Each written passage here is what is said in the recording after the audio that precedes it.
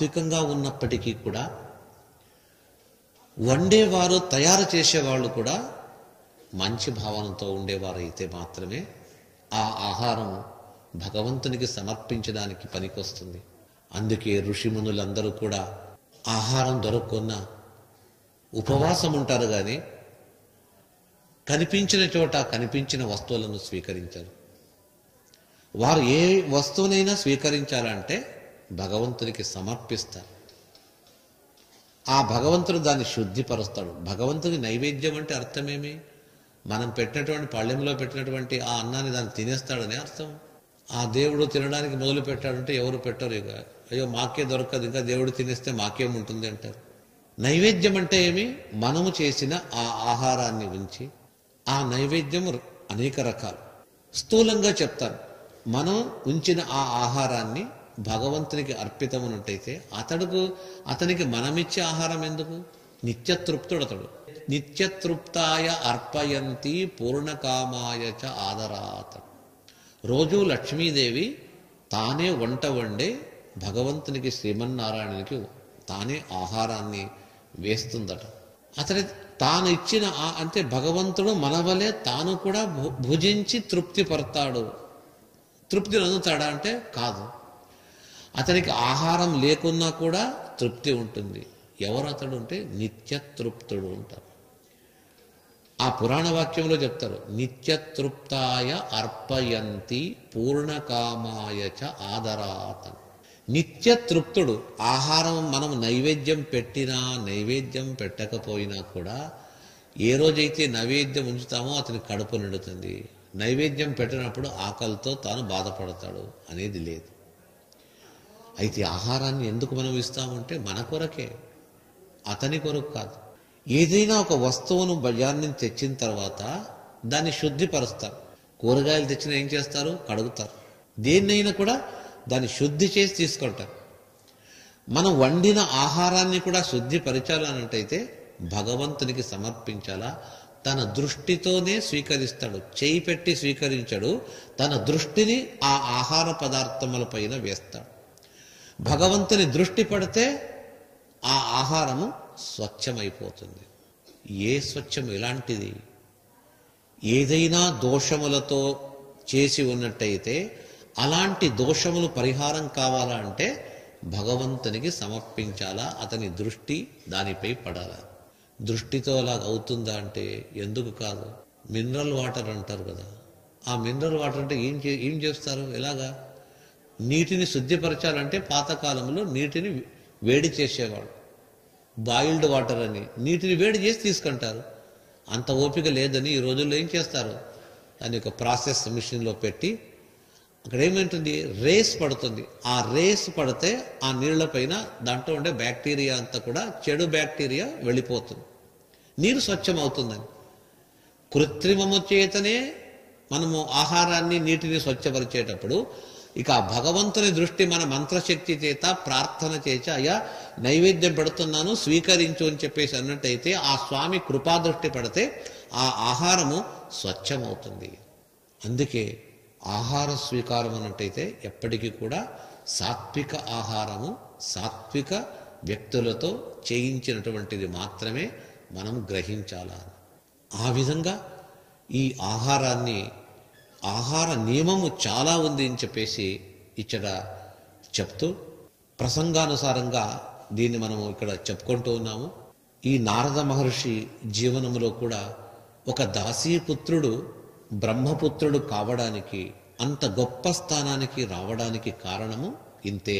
తానే చెప్పుకుంటాడు, నేను ఆ మహాత్ములతో వాసం చేశాను, వారితో కలిసి తిరిగాను, వారిచ్చిన మంత్రాన్ని స్వీకరించాను, వారిచ్చిన ఆహారాన్ని స్వీకరించాను. నా దేహము పవిత్రమైంది, నా మనస్సు పవిత్రమైంది, బుద్ధి పవిత్రమైంది.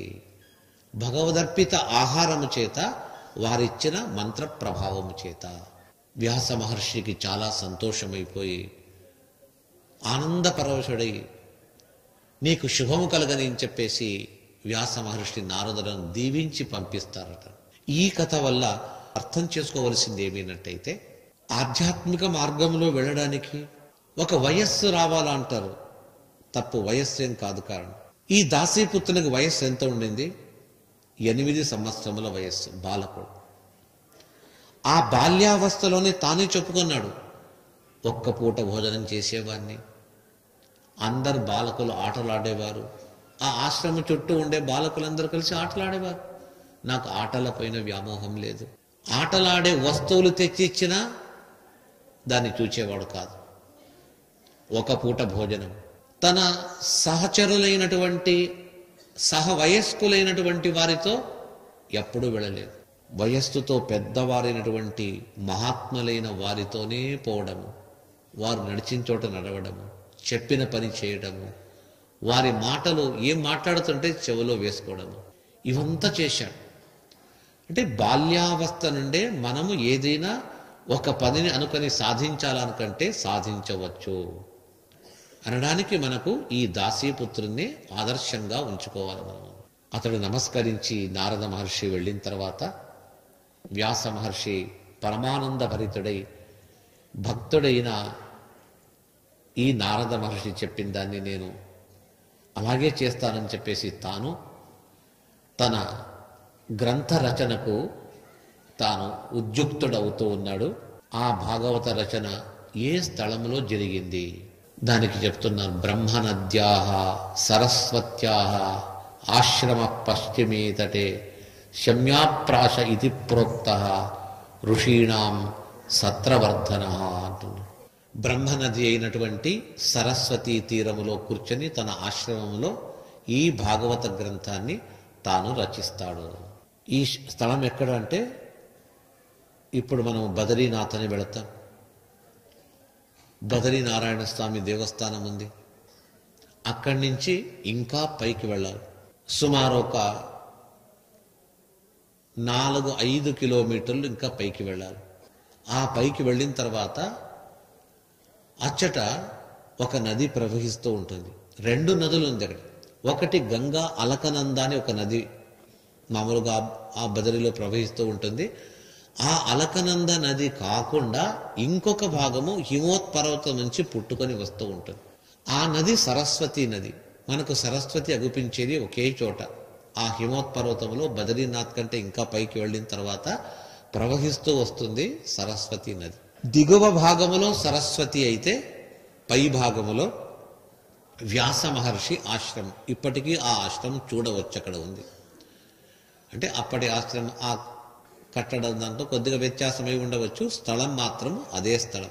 ఇప్పుడు చూపిస్తారు ఒక గుహ, పర్వత స్వాభావికంగా ఆ పర్వత గుహ లోపల వెళితే అక్కడ ఒక విగ్రహం పెట్టింటారు. అదే స్థలంలోనే వ్యాస భగవానులు కూర్చొని భాగవత గ్రంథాన్ని రచించారని అక్కడి స్థళీకులు చెప్తూ ఉంటారు. అదే స్థలంలో కూర్చొని భాగవతాన్ని రచించారు ఈ మహానుభావులు. కాకపోతే అక్కడ ప్రవహించే నదిని గురించి ప్రస్తావన చేస్తూ చెప్తారు. సరస్వతి నది అని చెప్పారు.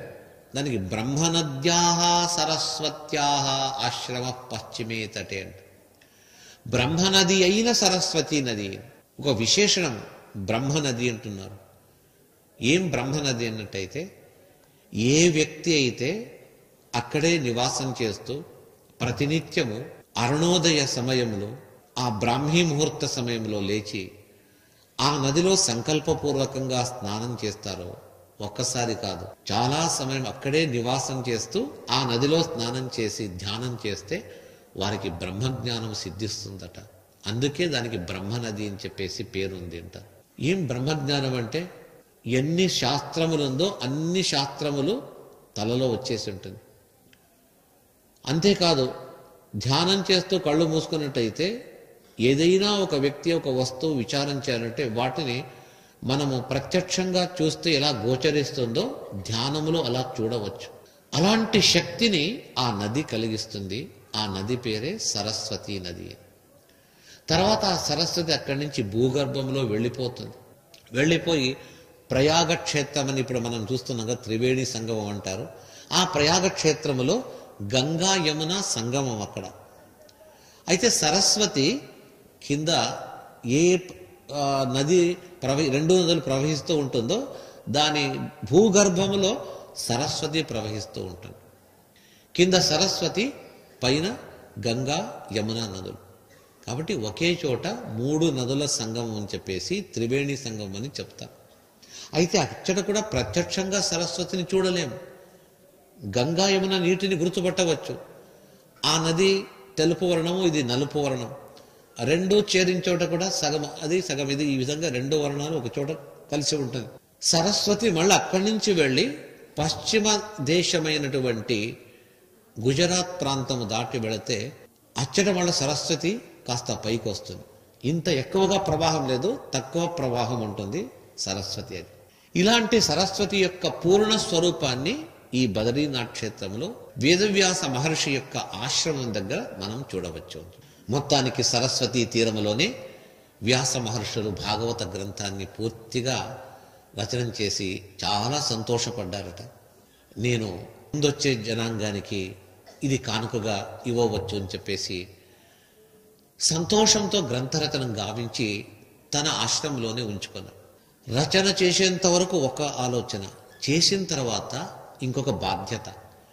ఈ గ్రంథాన్ని నేను ఎవరికి చెప్పాలా, ఎవరికి నేను ఈ బాధ్యతను ఎవరికి నేను సమర్పించాలా?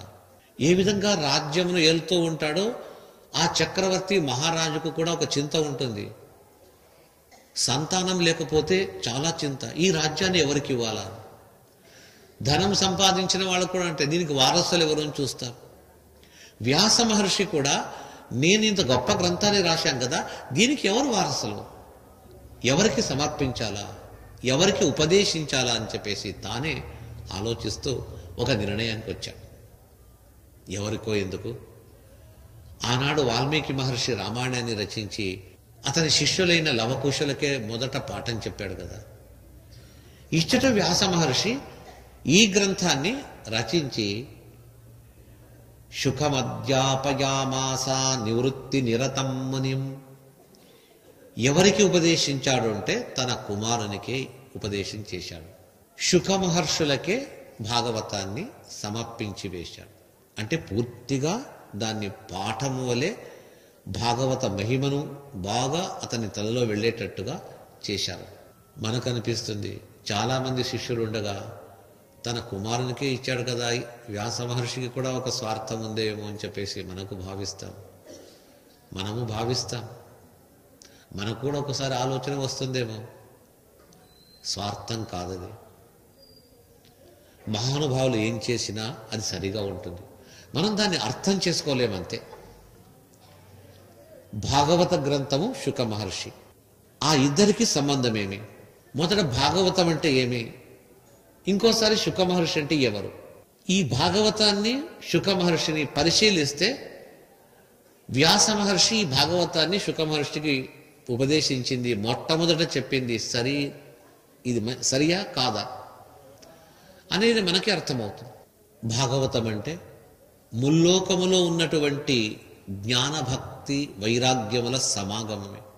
ఈ కృష్ణమైనటువంటి ఈ గ్రంథాన్ని ఎవరంటే వారికి ఇస్తే అది వారు భరించలేరు కూడా.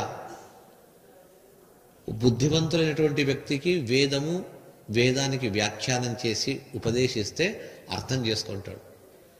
భాషనే తెలియదు, నోరే తిరగదు, అటువంటి వారికి ఇది చెప్తే అర్థమవుతుందా? చెప్పి వ్యర్థమే అవుతుంది. అందుకే వ్యాస మహర్షి ఆలోచించి శుక మహర్షికి భాగవతాన్ని ఉపదేశించారు. భాగవతము చూడడానికి పైన ఏదో ఒక శ్లోకములో సంస్కృత భాషలో ఉంది, ఇంతే కాదు. సముద్రంలో వెళుతూ ఉంటే కొన్ని చోట్ల లోపల ఆ కింద భూమి కూడా తెలియదట. పాతాళ లోకానికే వెళ్ళిపోవచ్చు, మార్గం అలాగుంటుంది. అదేవిధంగా భాగవతాది గ్రంథములు కూడా ఇందులో కూడా ఎలాగుంది అన్నట్టయితే చూడడానికి పైచూపుకు ఏదో చిన్న ఒక కథా భాగం మాత్రం ఉంటుంది, లోపల వెళుతూ పోతున్నట్టే అగాధమైనటువంటి అర్థాలు ఉంటుంది. ఈ అర్థములను చెప్పవచ్చు, అయితే అర్థం చేసుకునే వాళ్ళు కావాలి కదా, తలలో ఉంచుకోవాలి, నిలువ ఉండాలి. ఎవరైనా ఒక వ్యక్తిని పిలిచి ఏదైనా ఒక అంశాన్ని చెప్తారు, ఒక 10 వాక్యాలు చెప్పి దీన్ని వారికి చెప్పి రమ్మంట ఇంకొకళ్ళకు. అతడు ఈ అంశాన్ని తెలుసుకొని వాళ్ళకు చెప్పేంత లోపల ఇక్కడ చెప్పిన విషయంలో సగభాగం చెప్పి సగభాగము వేరే చెప్పేస్తారు. కారణం ఏమంటే తలలో నిల్వ ఉండలేదు.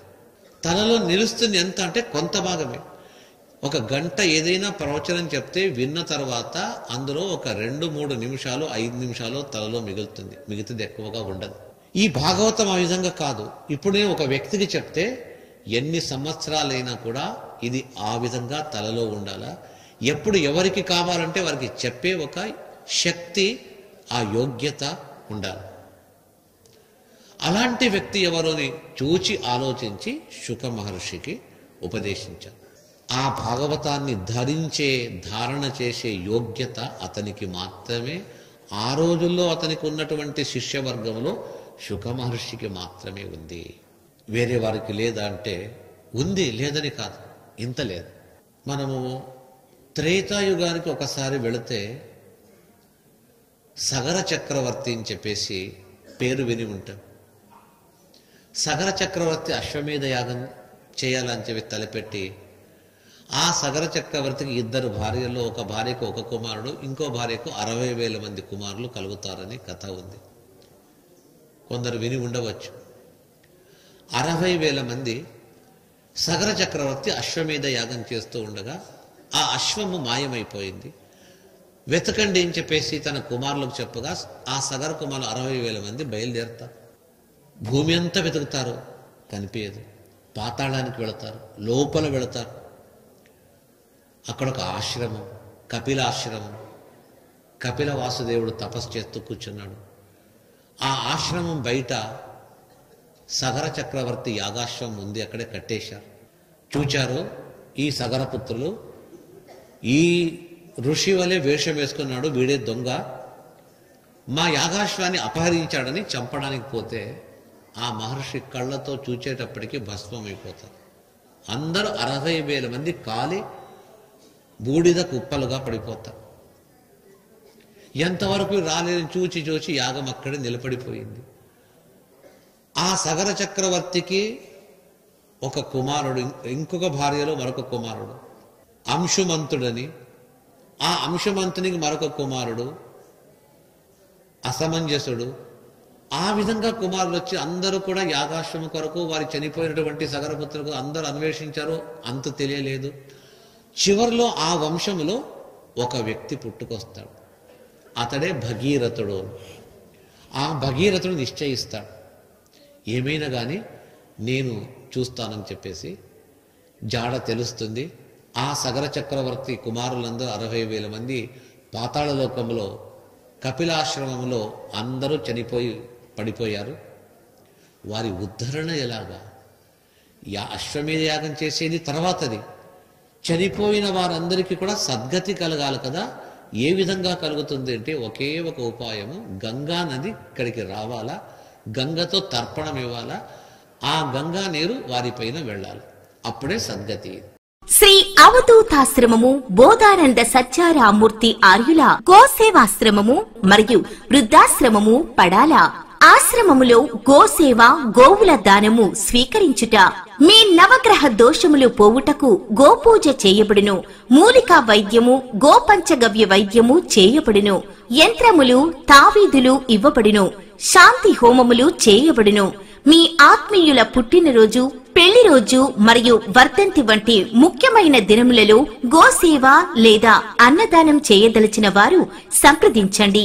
మా వృద్ధాశ్రమంలో ఖాళీలు కలవు. చేరదలిచిన వారు సంప్రదించండి. శ్రీ శ్రీ శ్రీ స్వామి బోధానందగిరి శ్రీ అవధూతాశ్రమము, అయ్యప్ప స్వామి గుడి దగ్గర, పడాల, తాడేపల్లిగూడెం 2. Cell numbers 7981356374, 96180341138.